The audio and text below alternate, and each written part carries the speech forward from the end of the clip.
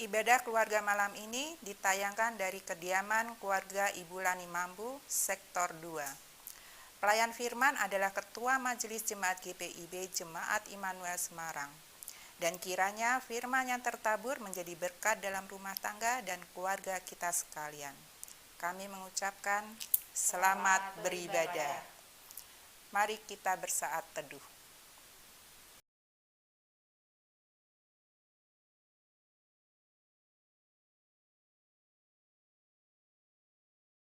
Mari Bapak Saudara yang terkasih dalam Tuhan, kita mulaikan ibadah kita dengan berdiri. Kita bernyanyi dari Kidung Jemaat nomor 8 baitnya yang pertama.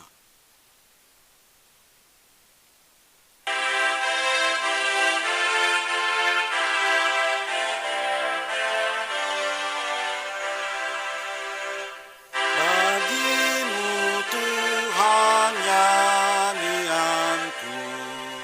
karena setaramu siapakah? Hendak ku puji Kau selalu, padaku Roh Kudus berikanlah,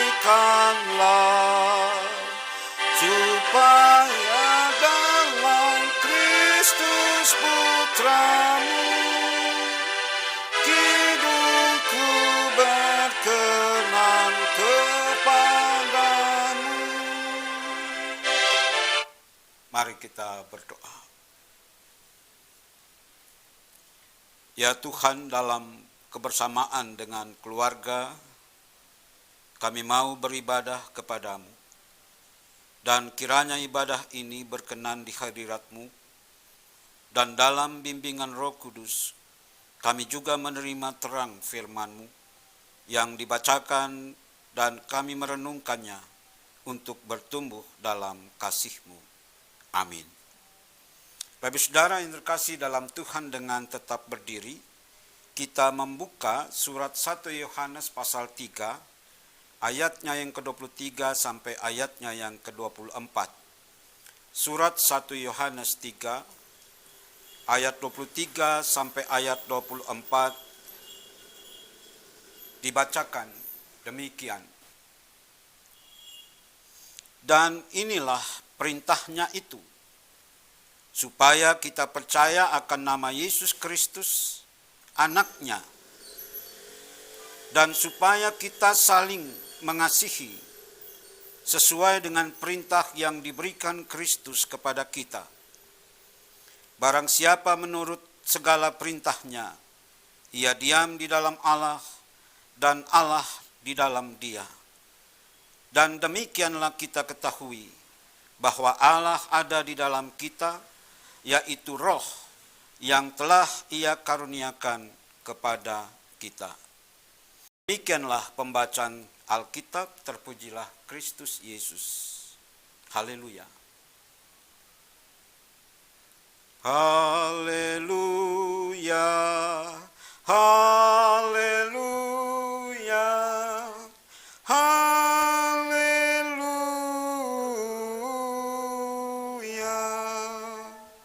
Bapak Saudara yang terkasih dalam Tuhan, dipersilakan duduk kembali. Bapak Saudara yang terkasih di dalam Tuhan, pada ibadah sektor malam ini, kita kembali diarahkan dalam hidup yang bertumbuh di dalam iman melalui surat 1 Yohanes pasal 3 ayat 23 sampai ayatnya yang ke-24. Perenungan ini saya mengangkat tema hidup yang dikuasai oleh Roh Allah. Jadi sekali lagi tema perenungan kita pada malam hari ini, hidup yang dikuasai oleh Roh Allah. Bapak Saudara yang terkasih dalam Tuhan, bahwa berdasarkan surat 1 Yohanes pasal 3 ayat 23 tadi, ada perintah kepada kita untuk percaya kepada Yesus. Bapak Saudara yang terkasih dalam Tuhan, apa sih percaya itu? Kita sering mengungkapkan percaya, percaya. Tapi apakah percaya itu? Bapak Saudara yang terkasih dalam Tuhan, saya melihat dalam Kamus Besar Bahasa Indonesia bahwa di sana percaya itu diartikan mengakui, yakin akan sesuatu itu benar, dan yakin benar. Jadi itu percaya dalam Kamus Besar Bahasa Indonesia. Jadi sekali lagi, percaya itu mengakui, yakin sesuatu itu benar, dan yakin benar. Lalu Bapak Saudara yang terkasih dalam Tuhan, kalau kita tadi diminta untuk percaya akan namanya, jadi tidak langsung menunjuk pada Kristus, tetapi percaya akan namanya, maka apa sih juga nama itu? Setiap kita punya nama, tapi apa arti nama kita? Ada yang katakan, apa arti sebuah nama? Tapi kita malam ini merasa penting untuk tahu apa itu nama. Jadi kembali dalam Kamus Besar Bahasa Indonesia, di sana nama itu adalah sebuah kata untuk menyebut. Jadi nama adalah sebuah kata untuk menyebut. Jadi kalau saya misalnya bernama Yorinawa, maka Yorinawa itu adalah kata untuk menyebut diri saya. Demikian juga dengan nama Bapak Ibu Saudara yang terkasih di dalam Tuhan. Nama itu juga bisa menunjuk pada kemasyhuran. Dan nama itu juga bisa menunjuk pada kebaikan atau keunggulan, juga kehormatan. Jadi itu nama. Jadi nama sekali lagi bukan sekedar kata untuk menyebut pribadi seseorang, tapi nama juga bisa menunjuk kemasyhuran. Misalnya kadangkala ada gelar-gelar dan sebagainya, itu menunjukkan kemasyhuran, kelebihan, bahkan juga kebaikan atau keunggulan dan kehormatan. Lalu kalau tadi kita bicara tentang percaya itu adalah hal mengakui, maka kalau kita dalami, mengakui itu dia punya akar kata aku. Jadi mengakui itu punya kata aku dalam bahasa Indonesia. Nah, kalau dengan demikian, maka mengakui itu dia punya sifat individual. Dan ketika apa yang kita akui itu memiliki kesamaan dengan banyak orang, maka dia bersifat komunal. Jadi sekali lagi, mengakui itu pada dasarnya bersifat individual. Jadi kalau kita berdasarkan 1 Yohanes 3 tadi diminta untuk percaya akan namanya, itu pengakuan secara pribadi. Bukan pengakuan yang beramai-ramai, bukan. Tetapi ketika banyak orang mengakui akan namanya, maka bersifat komunal. Nah, Bapak Saudara yang terkasih dalam Tuhan, tetapi catatannya bahwa pengakuan itu tidak bisa bersifat universal. Komunal iya, tapi tidak universal. Karena apa? Karena ada yang mengakui dan ada yang tidak. Maka dia tidak bisa bersifat universal. Dan itulah perbedaan-perbedaan dalam pengakuan, dan kita harus saling menghargai dan menghormati pengakuan yang berbeda. Tetapi yang pasti bahwa berdasarkan 1 Yohanes 3 ini dituntut dari kita sebagai Kristiani, baik itu pengakuan secara individual maupun secara komunal. Nah, itu sebabnya Bapak Ibu, dalam setiap ibadah minggu ada disebut dengan pengakuan iman rasuli. Nah, itu yang mau dikatakan sifatnya komunal. Tapi ketika ada perintah untuk percaya kepada akan namanya, maka itu bersifat individual atau bersifat pribadi. Lalu Bapak Saudara, pertanyaannya dari perintah itu tadi, Apa yang diakui? Apa yang diperintah untuk diakui? Namanya. Tetapi menurut penulis 1 Yohanes 3 ini, bukan sekedar mengakui namanya atau sebutannya. Bukan itu. Tetapi yang mau diakui, yang kita diminta untuk mengakui itu, mengakui seluruh eksistensinya. Seluruh keberadaannya. Kita mengakui seluruh keberadaannya. Artinya, mengakui perbuatannya, mengakui perkataannya, mengakui ajarannya, mengakui hidup, kematian, dan kebangkitannya. Dalam hal ini lebih ditegaskan bahwa dia adalah anak Allah. Ini yang diminta oleh penulis surat 1 Yohanes ini pada ayat yang ke-23 tadi, percaya akan seluruh eksistensinya, bukan sekedar sebutan nama Yesus Kristus, bukan. Bukan itu. Kalau tadi ditegaskan, kita diperintahkan untuk mengakui keberadaannya sebagai anak Allah, maka kita berarti mengakui akan kuasanya. Itu. Jadi Bapak Saudara yang terkasih di dalam Tuhan, pertama-tama ini menjadi sebuah korektif, menjadi koreksi kepada kita. Benarkah kita yang sudah mengaku percaya kepada seluruh eksistensi dia? Selain seperti tadi perbuatan, perkataan, bahkan sampai pada kuasanya. Benarkah kita mengakui dia? Lalu Bapak Saudara, perintah yang kedua adalah saling mengasihi.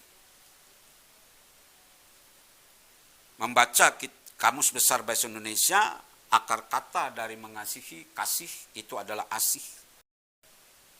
Asih itu artinya dalam Kamus Besar Bahasa Indonesia, sayang, cinta, dan lebih universal dengan bahasa kasih. Nah, ketika asih atau kasih itu berbicara tentang sayang dan cinta, maka hal kasih itu berbicara tentang relasi, bicara tentang hubungan. Kalau kita kita diminta untuk saling mengasihi, itu berarti kita diminta untuk membangun sebuah relasi, sebuah hubungan. Artinya Bapak Saudara, dengan perintah untuk menjalin sebuah relasi atau suatu hubungan, itu berarti kita tidak menutup diri terhadap sekitar kita. Itu yang diminta. Bapak Saudara yang terkasih dalam Tuhan, sekalipun hakikatnya manusia itu sendiri. Sekali lagi, sekalipun hakikatnya manusia itu sendiri. Bagaimana tidak hakikat manusia itu sendiri? Sekalipun banyak orang kasih nasihat, kasih pelajaran buat kita, keputusannya di mana? Sama kita. Bukan pada orang lain keputusannya. Ketika kita berhadapan dengan bahaya, siapa yang harus ambil keputusan untuk mengambil satu tindakan dari bahaya itu? Kita juga. Itu berarti hakikat manusia itu pada dasarnya sendiri. Kita coba lihat dari kisah penciptaan, Bapak Saudara. Apakah dalam kisah penciptaan Allah langsung menciptakan Adam dan Hawa? Menurut Bapak Ibu, ada Alkitabnya yang mengatakan bahwa Allah menciptakan Adam dan Hawa. Ada. Kalau ada berarti Alkitab saya itu sudah tidak update.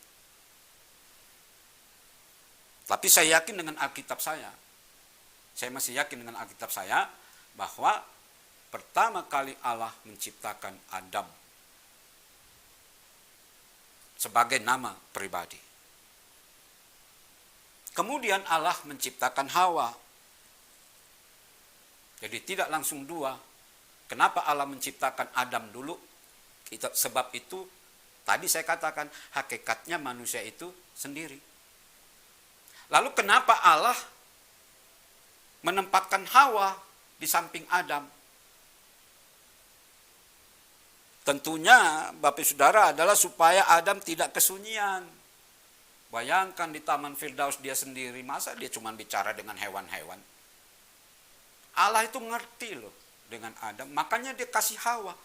Sekali lagi, supaya ada sukacita, tidak ada di dalam kesunyian, kesendirian. Juga ketika Hawa ditempatkan di samping Adam, maka ada kegembiraan. Baik Adam maupun Hawa, mereka hidup bergembira, mereka hidup bersukacita, bisa berkomunikasi satu dengan yang lain, bisa menikmati Taman Firdaus yang Tuhan ciptakan itu. Kalau tadi kita diperintahkan untuk saling mengasihi, Bapak Saudara, itulah akhir atau tujuan dari saling mengasihi itu. Jadi tujuannya saling mengasihi adalah supaya terjadi sebuah relasi, terjadi sebuah hubungan yang di dalamnya ada sukacita dan kegembiraan. Jadi kalau kita mengatakan mengasihi tetapi tidak membawa sukacita dan kegembiraan, maka kasih itu dipertanyakan. Jadi kalau bicara tentang kasih, ujungnya itu sukacita, kegembiraan. Oh, saya mengasihi loh. Tapi di sananya enggak gembira, enggak sukacita. Itu bukan kasih. Gitu. Nah, Bapak Saudara, yang ketiga, dalam bacaan kita sebenarnya mau bicara tentang hidup di dalam roh. Rohnya di sini bukan secara redaksional, bukan R kecil tapi R besar. Kalau R besar itu mau menunjuk kepada roh Allah atau roh Kristus. Jadi yang ketiga yang diharapkan adalah setiap orang yang percaya itu hidup di dalam roh. Bagaimana kita memahami pikiran dari penulis ini? Bapak Saudara, di dalam ayat yang ke-20, di sana dikatakan bahwa roh Allah itu lebih besar dari roh dunia. Jadi catatan pertama, bahwa roh Allah itu lebih besar dari roh dunia. Bapak Saudara, untuk memahami bahwa roh Allah itu lebih besar dari roh dunia, maka kita juga perlu tahu tentang roh dunia. Apa itu roh dunia? Roh dunia itu Bapak Ibu bisa diartikan motivasi lahiriah atau jasmani. Itu roh dunia, atau singkat kata supaya enggak bingung, hidup secara jasmani, hidup secara lahiriah itu didorong oleh roh dunia.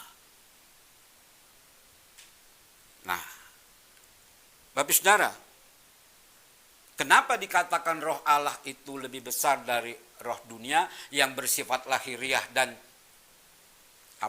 jasmani itu? Karena kalau kita kembali lagi kepada penciptaan, apakah pertanyaan begini buat Bapak Ibu di rumah, roh apa yang dihembuskan kepada kita? Kejadian 2 ayat 7. Roh apa yang dihembuskan kepada kita, lalu kita disebut sebagai makhluk yang hidup? Roh dunia atau roh Allah? Yang pasti kitab saya nggak tahu Alkitabnya Bapak Ibu Saudara. Alkitab saya mengatakan yang dihembuskan ke dalam manusia yang diciptakan dari debu tanah itu roh Allah. Jadi kita hidup itu karena roh Allah, bukan roh dunia. Jadi kita hidup itu bukan karena hal-hal yang bersifat lahiriah dan jasmania. Ini harus kita pahami. Bapak Ibu pernah dengar berita enggak? Ada beberapa orang pekerja tambang Jepang yang terkurung di tambang selama kurang lebih 100 hari. Tapi mereka ternyata hidup semua. Bayangkan, menurut Bapak Ibu, apakah di tambang itu ada warung nasi pecel? Atau ada gulai kambing kayak di depan gereja Belenduk? Enggak ada. Bayangin 100 hari hidup, tidak ada yang mati. Itu sebabnya tadi saya katakan Bapak Ibu, dan Alkitab kita mengatakan roh Allah itu lebih besar dari dunia. Roh Allah itu menghidupkan. Roh dunia itu hanya bersifat jasmani dan lahiriah. Sifatnya sementara, Bapak Ibu. Roh dunia itu dibatasi oleh waktu dan tempat. Contoh, berdasarkan roh dunia, kapan Bapak Ibu merasa gembira? Saya mau tanya dulu. Kapan Bapak Ibu merasa gembira dalam hidup? Yang pasti kan, kalau dapat duit banyak, gembira kan? Siapa yang nggak mau duit banyak? Iya, Kosek 2 juga mau tuh, duit banyak. Yang menggembirakan kok. Apalagi, banyaklah, ya kan? Yang bisa menggembirakan kita. Yang intinya kita bergembira itu karena kesenangan-kesenangan. Tetapi yang terjadi apa? Manusia itu dalam 1 jam bisa berubah. Sekarang tertawa, tapi 1 jam kemudian kita bisa marah-marah. 1 jam kemudian kita bisa menangis. 1 jam kemudian kita bisa berkelahi. Ini yang dikatakan bahwa hal-hal yang bersifat lahiriah, hal-hal yang bersifat jasmania itu bersifat sementara, dibatasi oleh ruang dan waktu. Berubah. Tetapi kenapa ada perintah untuk hidup di dalam Allah, untuk hidup dalam Kristus, Kristus ada di dalam Allah, Allah ada di dalam Kristus, dan Kristus ada di dalam kita. Kenapa kita diperintah untuk menjadi satu dengan Kristus, menjadi satu dengan Allah? Mengapa ada perintah itu? Supaya kegembiraan kita, supaya sukacita kita tidak dibatasi oleh ruang dan waktu. Itu sebabnya orang yang hidup di dalam roh Allah, apapun keadaannya, apakah keadaannya senang, apakah keadaannya susah, dia tetap ada di dalam kegembiraan. Kegembiraan hidup dalam roh berbeda dengan kegembiraan dalam hidup di dalam roh dunia. Jadi Bapak Saudara menjadi jelas ya buat kita, perbedaan ada di dalam Allah dan hidup di dalam roh dunia. Bapak Saudara yang terkasih dalam Tuhan, roh Allah memberikan kepada kita daya tahan. Daya tahan atau kekuatan di segala waktu dan tempat. Karena hidup ini selalu naik turun seperti ombak laut. Naik turun, begitulah kehidupan. Tapi roh Allah memberikan kekuatan kepada kita, baik ketika kita ada di atas maupun ketika kita ada di bawah. Bapak Saudara yang terkasih dalam Tuhan, itu sebabnya orang yang hidup di dalam roh Allah, dia tidak dibatasi oleh situasi dan kondisi. Situasi seperti apapun, kondisi seperti apapun, dia tidak pernah berubah. Tidak pernah berubah dalam hal apa? Bapak Saudara, sekali lagi ketika kita hidup dalam roh Allah, apa yang tidak pernah berubah dalam hidup kita? Yang tidak pernah berubah orang yang hidup dalam roh Allah seperti perintah kepada kita tadi. Yang pertama percaya, yang kedua mengasihi. Itu yang tidak pernah berubah bagi mereka yang hidup di dalam roh. Itu sebabnya penulis surat 1 Yohanes ini memberi pesan, memberi perintah, percayalah akan namanya dan hiduplah saling mengasihi. Jadi Bapak Saudara yang terkasih dalam Tuhan, untuk tetap memiliki roh Allah yang sudah diberikan kepada kita, maka berdasarkan surat ini, kita harus taat pada perintah. Sekali lagi perintahnya apa? Percaya dan hidup dalam kasih. Kiranya Bapak Saudara firman ini mengingatkan kita bagaimana kita harus hidup. Tentunya sebagai Kristiani.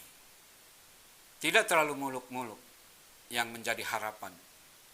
Yang menjadi harapan kepada Bapak Ibu Saudara adalah tetaplah percaya kepada Dia. Dan hiduplah di dalam kasih. Maka berkat-berkatnya akan berlimpah di dalam kehidupan kita. Dan percayalah Bapak Ibu Saudara bahwa berkat yang dari Allah tidak sama dengan berkat yang dari dunia. Berkat dari Allah selalu bersifat kekal. Berkat yang dari dunia oleh angin badai semuanya bisa lenyap. Tapi berkat dari Allah melampaui kematian kita. Itulah besarnya roh Allah daripada roh dunia ini. Kiranya Tuhan memberkati kita semua. Amin. Bapak Saudara yang terkasih dalam Tuhan, kita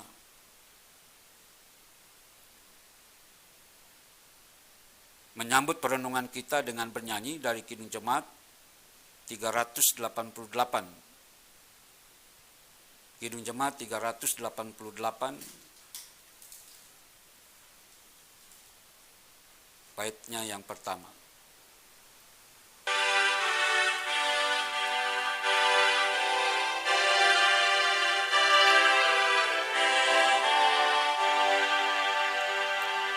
Selamat di tangan Yesus, aman pelukannya. Dalam teduh kasih-Nya, aku bahagia. Lagu merdu malaikat olehku terdengar dari negeri mulia, damai sejahtera. Selamat di tangan Yesus, aman pelukannya. Dalam teduh kasih-Nya, aku bahagia. Kita naikkan syafaat kita, mari kita berdoa.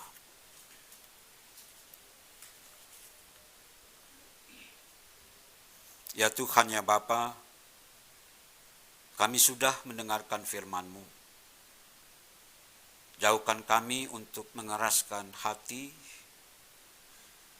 dan biarlah dengan lembut kami bukan saja mendengar, tapi firman-Mu tersimpan di dalam hati kami, dan biarlah Roh Tuhan yang ada pada kami mendorong kami untuk melakukannya. Dan biarlah di dalam hidup yang penuh gonjang-ganjing ini,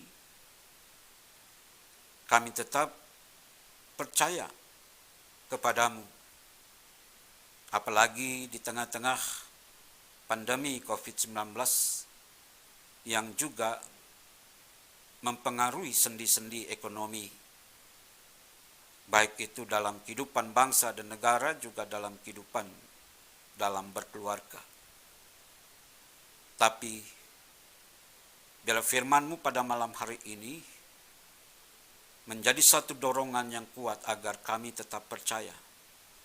Percaya terhadap seluruh eksistensi Tuhan, bahwa Engkau berkuasa atas hidup dan kehidupan manusia. Biarlah dengan percaya itu, kami menjalani apa yang harus kami jalani. Kami mengupayakan apa yang harus kami upayakan. Dan biarlah berkat-berkat yang dari Tuhan, Tuhan sendiri yang melakukannya untuk kami. Demikian juga Tuhan Bapa, kami tidak mau kehilangan roh yang sudah diberikan kepada kami. Untuk itu ajarlah kami, agar kami menyadari bahwa kami punya teman, kami punya sahabat, kami punya saudara, baik saudara dalam kehidupan berkeluarga, tapi di dalam iman, di dalam Kristus, kami memiliki begitu banyak saudara. Tapi biarlah dengan perintah untuk mengasihi, kami juga dimampukan untuk tidak hidup di dalam kesendirian. Tapi kami mau berbagi suka dan duka bersama dengan saudara-saudara kami. Sehingga Tuhan Bapa, di dalam kehidupan saudara bersaudara dalam keluarga, bersaudara di dalam Kristus, bersaudara dalam konteks sebangsa dan setanah air, kami didorong untuk membangun sebuah hubungan. Sebuah hubungan yang bukan melahirkan sebuah kebencian, bukan sebuah sikap yang dipenuhi dengan iri hati. Tapi biarlah relasi yang kami bangun itu menghadirkan sukacita, menghadirkan kegembiraan, kapan dan dimanapun kami berada. Untuk itu ya Tuhan ya Bapa, biarlah firman ini selalu menggema di dalam kehidupan kami berkeluarga, membangun persekutuan di sektor kami masing-masing, bahkan sebagai jemaat Immanuel Semarang. Juga ketika di mana kami berdomisili, kami juga ada di tengah-tengah lingkungan masyarakat di mana kami ada. Biarlah kami saling membangun satu hubungan yang baik, yang penuh dengan cinta kasih dan kegembiraan. Untuk itu ya Tuhan ya Bapa, kami secara khusus berdoa untuk keluarga Ibu Lani Mambu. Biarlah kiranya kehidupan Ibu Lani Mambu juga dipenuhi dengan firman Tuhan, sehingga kehidupannya juga dipenuhi dengan sukacita dan kegembiraan. Sekalipun Ibu Lani Mambu juga punya pergumulan, punya pengharapan yang tidak terucapkan pada saat ini. Kami memohon kepadamu ya Tuhan yang baik, kiranya Engkau berkenan menilik di kedalaman hatinya, di dalam kedalaman pikirannya, segala pergumulan dan persoalan yang ada. Biarlah kiranya Tuhan Engkau menolongnya, Engkau menopangnya, sehingga di dalam iman percayanya, Ibu Lani Mambu tetap ada di dalam sukacita dan di dalam kegembiraan. Demikian juga ya Tuhan ya Bapa, ketika Ibu Lani Mambu ada di tengah-tengah lingkungan masyarakat, biarlah kiranya relasi, hubungan Ibu Lani Mambu juga memiliki hubungan yang baik dengan masyarakat di sekitar. Bahkan Tuhan memakainya untuk menjadi berkat bagi lingkungan masyarakat yang ada di sekitarnya. Demikian juga ya Tuhan ya Bapa, kami mau berdoa untuk anak-anak yang dicintai dan dikasihinya bersama keluarganya masing-masing. Secara khusus ya Tuhan ya Bapa, kami mau berdoa untuk kehamilan Ibu Pinkan Mambu, juga kehamilan Ibu Ica. Kiranya Tuhan Bapa dalam masa-masa mengandung buah cinta kasih, Ibu Pinkan bersama Bapak Kris, biarlah kiranya Tuhan Bapa di dalam penyertaan dan pemeliharaan. Maka biarlah Ibu Pinkan di dalam masa-masa kehamilannya tetap ada dalam keadaan yang sehat. Bahkan anak yang dikandungnya juga di dalam penyertaan Tuhan, dia bertumbuh dengan sehat. Yang pada akhirnya di dalam perkenan Tuhan, dia boleh menikmati kehidupan yang adalah anugerah daripadamu.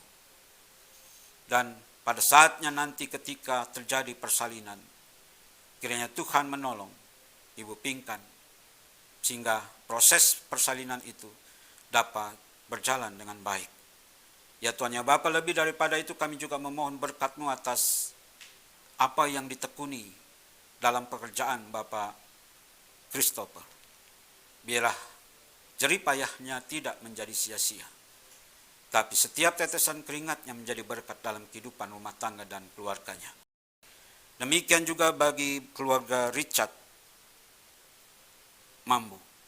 Biarlah kiranya Tuhan, Engkau juga senantiasa menyertai dan memberkati dalam pergumulan hidupnya, bahkan secara khusus untuk menantikan kehadiran buah cinta kasih-Nya bersama Ibu Ica. Biarlah semuanya ini ya Tuhan ya Bapa, mendatangkan syukur dalam kehidupannya. Ya Tuhan ya Bapa, akhirnya seluruh kehidupan keluarga Ibu Lani Mambu bersama anak, menantu, keluarga masing-masing, biarlah seluruh mereka ada di dalam pertolongan, ada di dalam penyertaan Tuhan, bahkan di bawah berkat-berkat yang datang dari Tuhan. Dan biarlah apa yang Tuhan berlakukan bagi keluarga Ibu Lani Mambu, kiranya Tuhan berkenan memberlakukannya di dalam setiap kehidupan rumah tangga dan keluarga kami masing-masing. Kami berdoa untuk jemaat-Mu Immanuel Semarang, di dalam gerak langkahnya, tumbuh juangnya, kiranya Tuhan menolong dalam segala pergumulan dan tantangan-tantangan yang dihadapi. Untuk itu ya Tuhan ya Bapa, seluruh kehidupan warga jemaat Immanuel Semarang, biarlah kiranya ada di dalam pemeliharaan dan juga ada dalam topangan dari Tuhan. Bagi mereka yang sakit, kiranya Tuhan berkenan untuk memulihkannya. Jika ada yang bergumul dengan pahitnya hidup yang dialami oleh mereka, biarlah lawatan Tuhan memberikan kekuatan kepada mereka. Ya Tuhan ya Bapa, inilah doa kami, biarlah apa yang tidak terucapkan dan tidak terkatakan, Engkau menyempurnakan dan Engkau menggenapinya. Karena doa ini kami alaskan di dalam nama Yesus Kristus yang telah mengajar kami berdoa. Bapa kami yang di surga, dikuduskanlah namamu. Datanglah kerajaan-Mu, jadilah kehendak-Mu di bumi seperti di surga. Berikanlah kami pada hari ini makanan kami yang secukupnya, dan ampunilah kami akan kesalahan kami, seperti kami juga mengampuni orang yang bersalah pada kami. Dan janganlah membawa kami ke dalam pencobaan, tetapi lepaskanlah kami daripada yang jahat. Karena Engkaulah yang empunya kerajaan dan kuasa dan kemuliaan sampai selama-lamanya. Amin.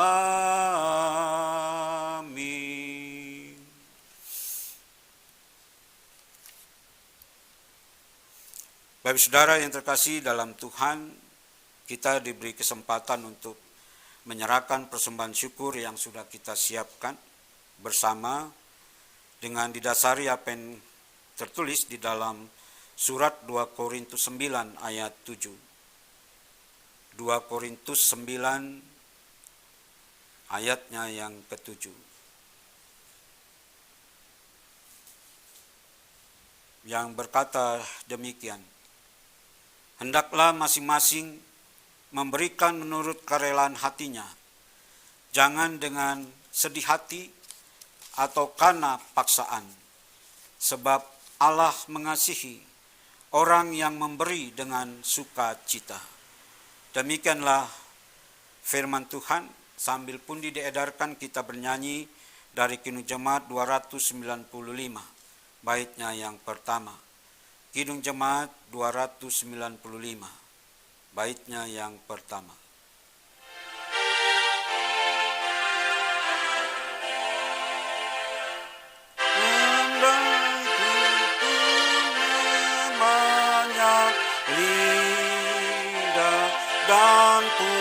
hanya suara yang besar.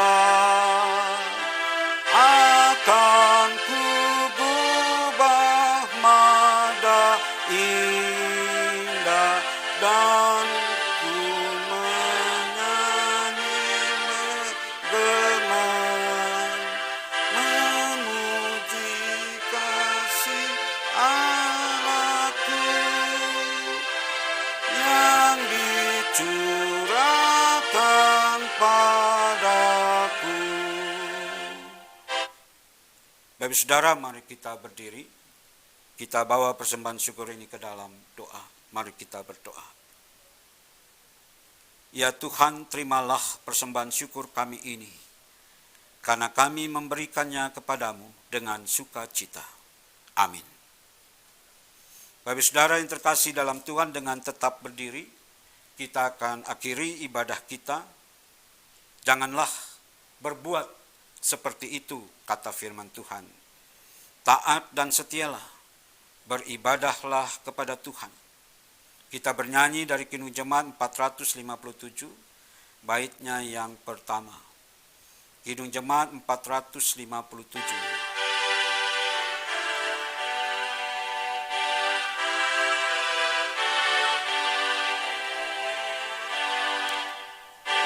Tuhan, tiap jam ku memerlukanmu, Engkaulah yang memberi sejahtera penuh. Setiap jam ya Tuhan, jika ku perlukan, ku datang juru selamat, berkatilah.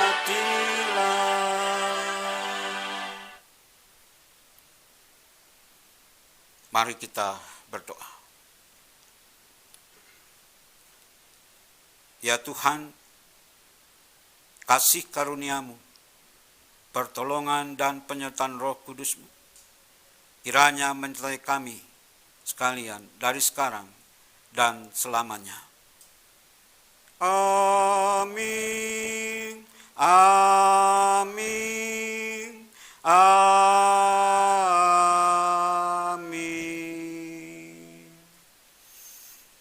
Bapak Saudara yang terkasih dalam Tuhan, dipersilakan duduk kembali. Kita berjumpa kembali pada hari Rabu mendatang. Ikuti protokol kesehatan dan jangan lupa dimanapun memakai masker. Teriring salam dan doa dari keluarga Ibu Lani Mambu beserta anak dan keluarga. Selamat malam.